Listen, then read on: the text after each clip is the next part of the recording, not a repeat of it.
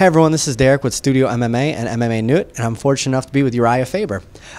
Urijah, I see you everywhere. I see you in Brazil. I see you here in Chicago. I see you. You're not in California, which is where you kind of should be when you're training. How does this take a toll on you as a fighter, being away, eating McDonald's on a plane and all that? I don't think I've ever had McDonald's my whole life. But, you know, it doesn't really take a toll. You know, the part about my life that I love so much is that I get to surround myself with people I like and do things that I love. And being at MMA events is what I love. You know, that's my passion.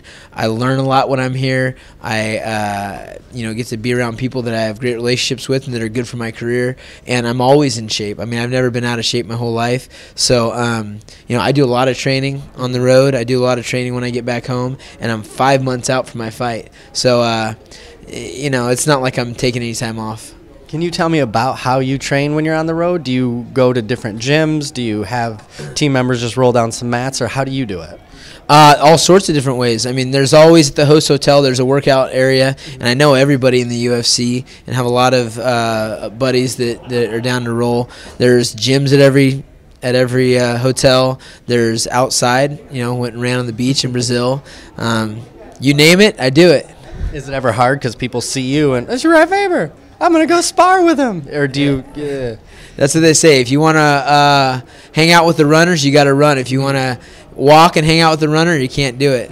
So, if they want to run aside and hang out, then they're welcome to, but they got to join my pace. Does it ever look like Rocky when he's running up those steps? Not yet. Maybe after the Ultimate Fighter.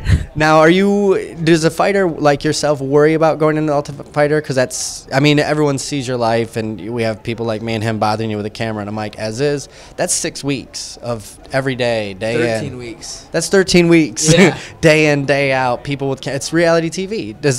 How does that make you feel? Like, that's invasion of privacy on a high level. Yeah, I'm signing up for it, so I can't really complain. I feel like I have cameras in my face quite a bit, though. I've done stuff, even when I was a little kid, I used to do acting, I used to do commercials and stuff like that, so I'm pretty used to it, and I'll just be myself. I don't have anything to hide, really, and I'll paint a picture, of who I am, and that's okay.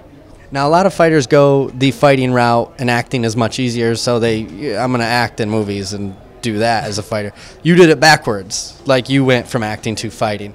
Do you think that's something you're going to pursue later on, since it's easier and you can not worry about dehydrating as much? And I'm not sure if it is easier. If you like to do it, it's easier. I actually have shot a lot of commercials and been in some stuff with entertainment, and I know I had a 12-hour day that was for a 30-second commercial. I'm not sure if that's easy, but I'd be down to do some acting stuff. But I have big goals in mixed martial arts. I'm not going to pass up my goals to go attack something that I'm not as passionate about. But I think there might be a future of that for me. Now, I met you when you were your second time making the cut and weight, and not the cut anymore, it's your weight. And this would be your fourth time going into it? Fourth or fifth. Fourth or fifth. How's your body responding to it now? My body is great. The biggest thing that I've learned is where my weight goes back after weigh-ins, and that's important to know, because then you can kind of stay around that when you train and know where your body wants to be. So that is kind of a peace of mind, and everything else is about the same. I walk into the cage about 50, 51, and when I was fighting at 145, I'd walk into the cage about 53, 54. So, I've got a lot more advantages at 135. Now, you fought Dominic once, and 5 years later, and you got to see how he improved. When you fought, did you get to say, this is where I'm at? Because, your career skyrocketed, and his went up as well, just not at the same level. So when you got to fight him again, is it like a litmus test of where I'm at, and where do you see yourself going? You're a great wrestler, you're a great striker, you're great jiu-jitsu.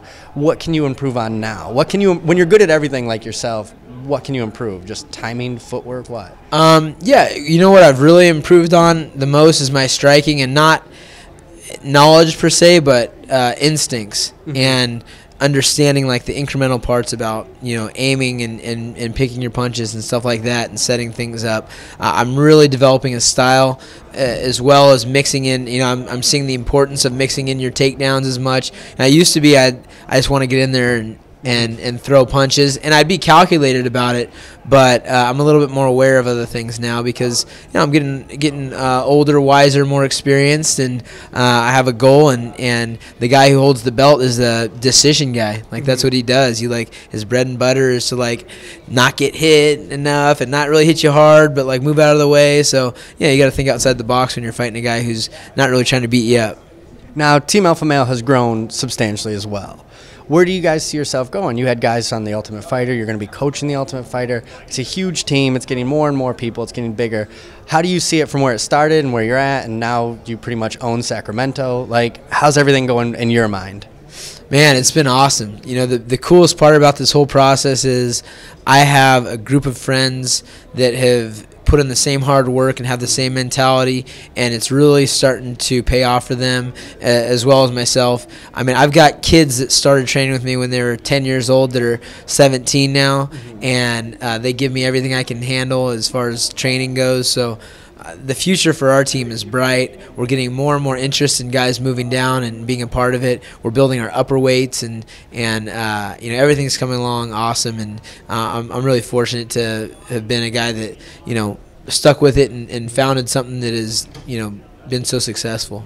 Now, being someone who's stuck with it as long, you come from a great wrestling background. You coach wrestling, you teach wrestling, you're a great wrestler.